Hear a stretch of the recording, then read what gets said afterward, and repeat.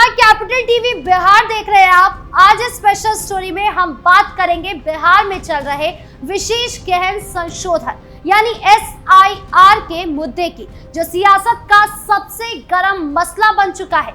बिहार विधानसभा चुनाव 2025 का काउंटडाउन शुरू हो चुका है और SIR ने सियासी मैदान में हलचल मचा दी है।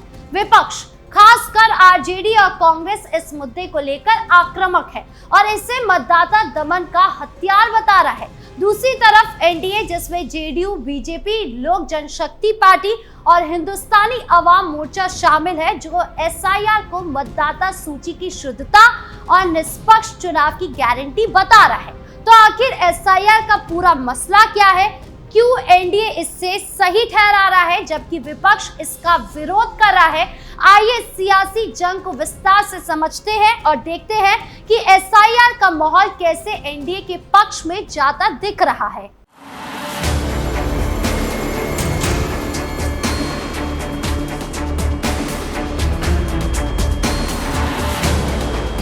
बिहार विधानसभा चुनाव 2025 की तैयारियां जोरों पर है और विशेष गहन संशोधन यानी SIR ने सियासत को नया रंग दे दिया है।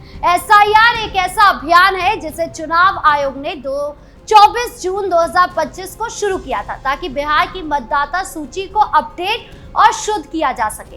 इसका मकसद मृत, प्रवासी या डुप्लीकेट मतदाताओं को हटाकर एक सटीक और पारदर्शी मतदाता सूची तैयार करना है, जिससे आगामी विधानसभा चुनाव निष्पक्ष हो। लेकिन इस प्रक्रिया ने बिहार की सियासत में तूफान खड़ा कर दिया है। विपक्ष इसे मतदाता दमन की साजिश बता रहा है, जबकि NDA इसे लोकतंत्र की मजबूती के लिए जरूरी कदम करार दे रहा है। आंकड़ों और जमीनी हकीकत के साथ देखें तो SIR का मुद्दा NDA के लिए फायदेमंद साबित हो रहा है, क्योंकि उनकी रणनीति और नीतीश कुमार की सुशासन की छवि जनता के बीच भरोसा जगा रही है। आइए इस मसले को गहराई से समझते हैं और देखते हैं कि क्यों NDA की स्थिति मजबूत है और विपक्ष का विरोध हताशा का नतीजा लगता है। NDA का स्टैंड SIR है निष्पक्षता की कुंजी। NDA का कहना है कि SIR एक रूटीन और संवैधानिक प्रक्रिया है जिसका मकसद बिहार की मतदाता सूची को साफ सुथरा करना है। चुनाव आयोग के आंकड़ों के मुताबिक बिहार में 7.89 करोड़ मतदाताओं में से 7.24 करोड़ ने SI प्रक्रिया में हिस्सा लिया, यानी कि 92% से ज्यादा भागीदारी रही। ये आंकड़ा दिखाता है कि जनता ने इस प्रक्रिया पर भरोसा जताया है। NDA नेताओं का तर्क है कि मृत, प्रवासी या डुप्लीकेट मतदाताओं की मजबूरी से चुनावी प्रक्रिया की निष्पक्षता को खतरा होता है। मिसाल के तौर पर अगर मृत व्यक्तियों के नाम मतदाता सूची में रहते हैं तो इसका दुरुपयोग हो सकता है। जो लोग बिहार छोड़कर दूसरे राज्य में चले गए हैं, उनके नाम हटाने से मतदाता सूची की सटीकता बढ़ती है। केंद्रीय मंत्री किरेन रिजिजू ने संसद में साफ कहा, SIR एक स्वायत्त प्रक्रिया है जिसे चुनाव आयोग संचालित कर रहा है। इसमें सरकारी हस्तक्षेप का कोई सवाल ही नहीं उठता। नीतीश कुमार, जिन्हें बिहार में सुशासन बाबू के नाम से जाना जाता है, उन्होंने SIR का समर्थन करते हुए कहा कि ये बिहार की जनता के हित में है। JDU के राष्ट्रीय प्रवक्ता राजीव रंजन प्रसाद ने कहा, SIR से मतदाता सूची की शुद्धता बढ़ेगी और यह सुनिश्चित होगा कि हर पात्र मतदाता का वोट सही तरीके से पड़े। विपक्ष का विरोध सिर्फ सियासी नौटंकी है, क्योंकि वो हार के डर से बौखलाए हुए हैं।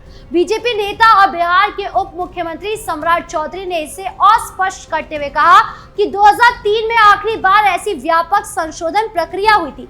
तब से बिहार में शहरीकरण, युवा मतदाता पंजीकरण और प्रवास जैसे बदलावों ने मतदाता सूची को अपडेट करने की जरूरत को बढ़ा दिया है। NDA ने हाल के उपचुनावों में 4 में से 4 सीटें जीतकर अपनी ताकत दिखाई और SIR को लेकर उनकी एकजुटता, उनकी रणनीति मजबूती को दर्शाता है। SIR की प्रक्रिया पूरी तरह पारदर्शी है। चुनाव आयोग ने 1 अगस्त को ड्राफ्ट मतदाता सूची प्रकाशित की और 1 सितंबर तक दावे और आपत्तियों का दौर चलेगा। इस दौरान कोई भी व्यक्ति अपनी शिकायत दर्ज कर सकता है। BJP नेता और बिहार के मंत्री दिलीप जायसवाल ने कहा, विपक्ष को अगर कोई शिकायत है तो वो दावे और आपत्तियों के दौर में अपनी बात रखे। सड़कों पर हंगामा करने से कुछ नहीं होगा। एनडीए का ये भी दावा है कि विपक्ष एसआईआर का विरोध इसलिए कर रहा है क्योंकि वो फर्जी वोटरों के जरिए चुनाव जीतने की पुरानी रणनीति पर निर्भर है। 2024 के लोकसभा चुनाव में एनडीए ने बिहार में 40 में से 30 सीटें जीती और उनकी ये जीत जमीनी स्तर पर उनकी मजबूत पकड़ को दिखाती है। एसआईआर के जरिए साफ सुथरी मतदाता सूची एनडीए की इस पकड़ को और मजबूत कर सकती है। एसआईआर का मुद्दा बिहार की सियासत में एक बड़ा हथियार बन गया है, लेकिन इसका फायदा एनडीए को मिलता दिख रहा है। नीतीश कुमार की सुशासन की छवि बिहार में और भी मजबूत हो रही है। 2005 में उनके शासन में बिहार ने बिजली, सड़क, शिक्षा और स्वास्थ्य जैसे क्षेत्रों में जबरदस्त प्रगति की है। 2023 से 24 में नीतीश सरकार ने 5 लाख सरकारी नौकरियां दी, 10,000 नए स्कूल टीचर भर्ती कराए और 500 नए प्राथमिक स्वास्थ्य केंद्र खोले। गंगा पर नए पुल और 6 नए एक्सप्रेसवे ने बिहार के बुनियादी ढांचे को और रंग दिया है। हाल ही में शुरू हुआ ग्रेटर पटना प्रोजेक्ट, जिसके तहत पटना समेत 11 शहरों में नोएडा जैसे टाउनशिप विकसित किए जाएंगे, शहरी मध्य वर्ग और युवाओं में उत्साह जगा रहा है। ये उपलब्धियां जनता के बीच एनडीए के प्रति भरोसा बढ़ाती है। विपक्ष की कमजोरियां, बयानबाजी और बिखराव। विपक्ष का एसआईआर विरोध संसद में हंगामे, सड़कों पर प्रदर्शन और सुप्रीम कोर्ट में याचिकाओं तक सीमित रह गया है। तेजस्वी यादव की बयानबाजी और तेज प्रताप की आपराधिक हरकतें आरजेडी की सियासी गंभीरता को कम कर रही है। तेज प्रताप ने हाल ही में महागठबंधन में सीट बंटवारे को लेकर बयान दिया, जिसमें उन्होंने सहयोगियों को छोटा भाई कहकर तंज कसा। इसने कांग्रेस और वामपंथी दलों में नाराजगी पैदा कर दी। आरजेडी की सियासत मुस्लिम यादव वोटों तक सीमित हुई है और उनकी जंगल राज की छवि जनता के मन में अब भी बनी हुई है। 1990 से 2005 का दौर, जब सड़कों पर गुंडागर्दी और बिजली की किल्लत आम थी, जनता को आज भी याद है। कांग्रेस, जो महागठबंधन का हिस्सा है, बिहार में संगठनात्मक रूप से कमजोर है। उनकी सभाओं में भीड़ की कमी उनकी सियासी ताकत को दर्शाती है। विकासशील इंसान पार्टी यानी वीआईपी ने डिप्टी सीएम का पद मांगकर गठबंधन की एकता को और कमजोर कर दिया है। प्रशांत किशोर की जन स्वराज पार्टी ने भी विपक्ष की मुश्किलें बढ़ा दी हैं। उनकी बिहार बदलाव यात्रा और जाति निरपेक्ष शासन का नारा युवा और शिक्षित वोटरों को लुभा रहा है। अगर जन स्वराज 20 से 30 सीटों पर भी अच्छा प्रदर्शन करती है तो वो आरजेडी के वोट बैंक में सेंध लगा सकती है।